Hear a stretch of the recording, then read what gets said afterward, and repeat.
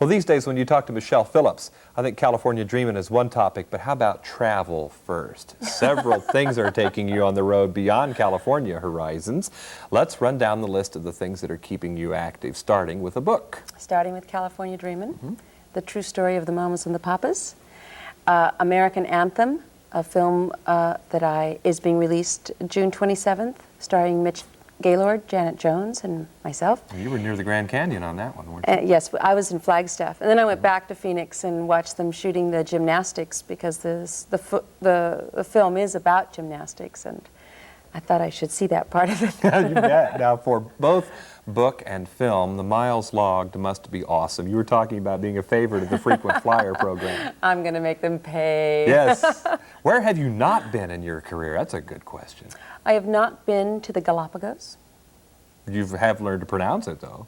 Well, I read the book. Okay, very good.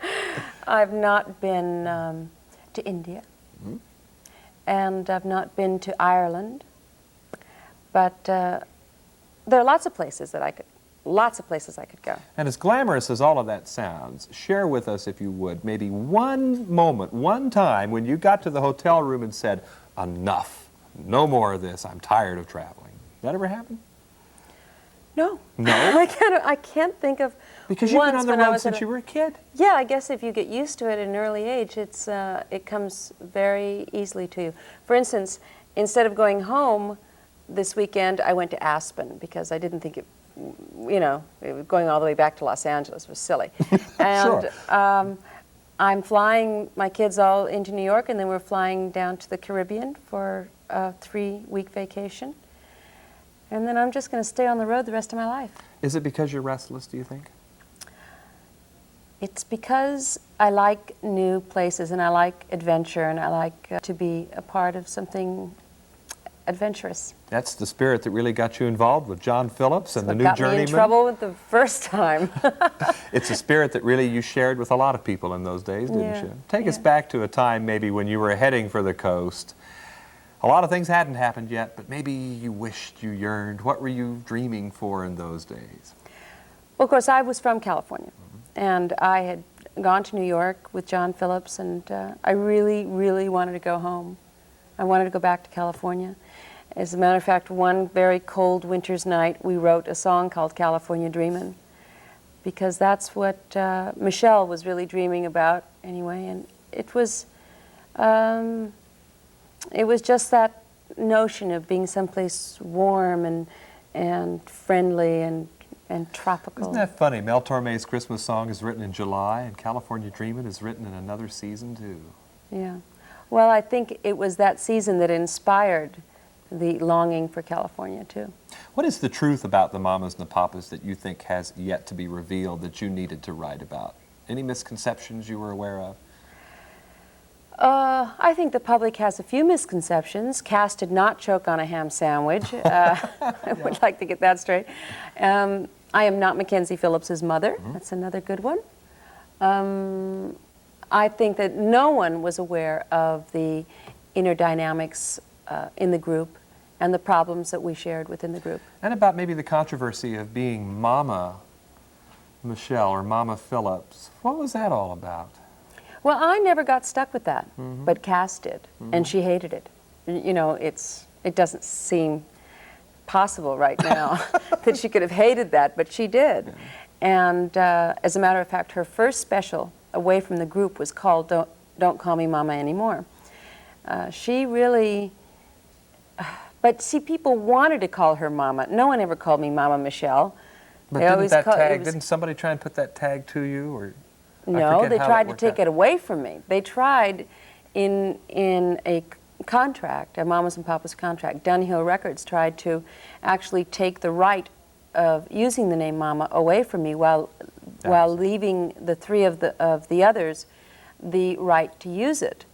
And this was, one of the fights between Michelle Phillips and Jay Lasker at ABC Dunhill that, but it really annoyed me so much. It was just it was a personal vendetta that I didn't let him get away with. And I decided that even though I was never going to be called Mama Michelle, I wasn't going to let them legally take the right away from me. Also, let's set this record straight about the chronology of books, the accounts of the mamas and papas. Which one came first?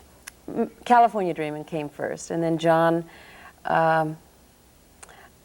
he justifies writing his own book by telling me that I should have given him half of my advance.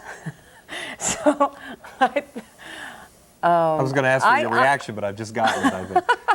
It was pretty funny, actually, but he just did a very John Phillips thing and wrote his own book, You mentioned which that he's perfectly entitled to do. It has nothing to do with my book, and I think his is a very, very different kind of book. somewhere in the middle of there is a truth that eludes a lot of us because we remember those days, we think. But it all seems so sunny and kind of idealized and maybe a golden haze of marijuana smoke or something.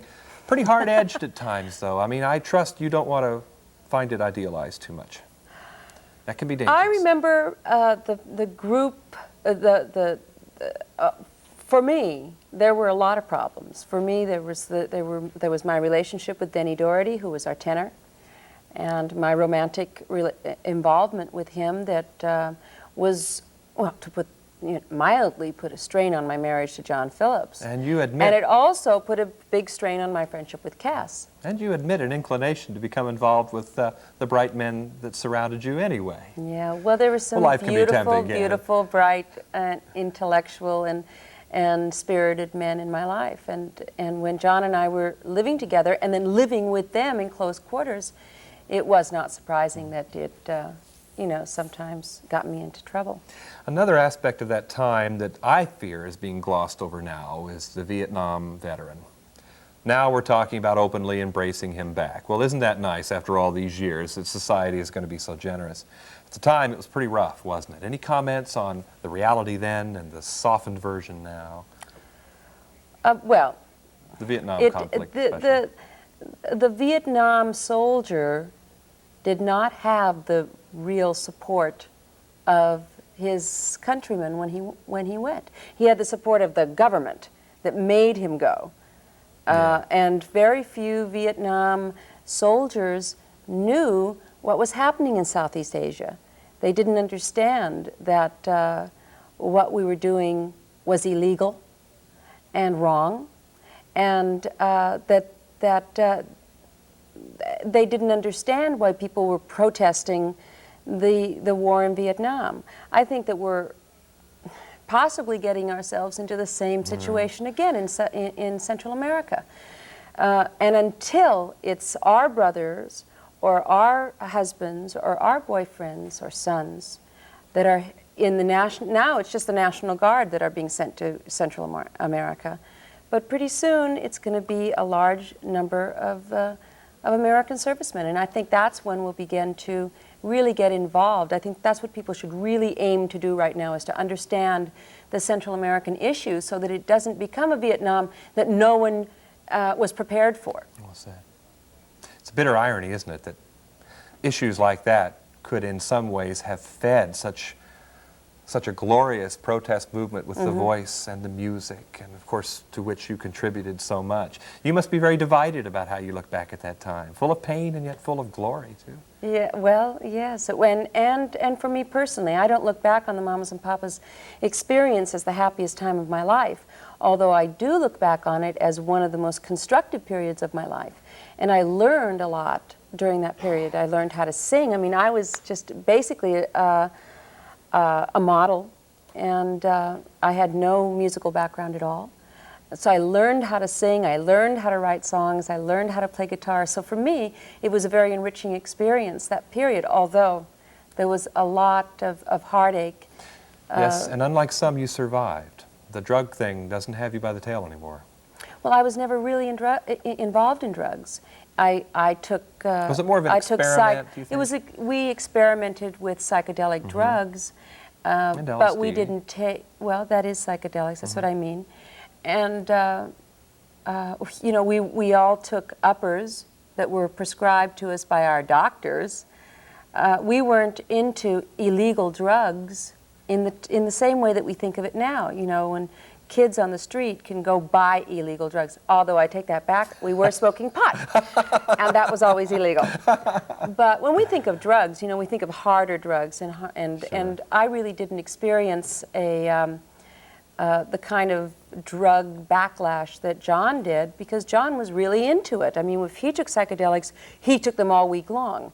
And when he was introduced to cocaine, that became his life.